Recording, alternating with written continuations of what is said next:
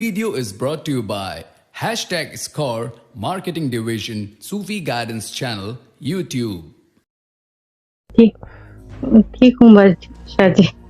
और मेरे बेटे को हंकी का इन्फेक्शन के लिए आपके पास वजीफा लिया था, वो मेरे बच्चे को ठीक हो गया शाह जी। ठीक है, वो वजीफा कंटिन्यू करना स्टॉप कर दो।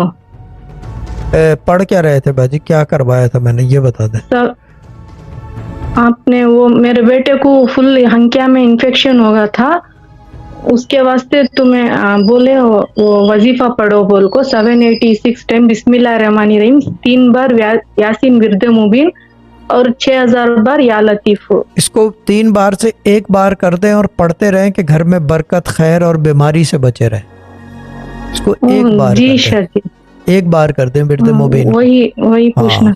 वो कर दे तो अच्छा है।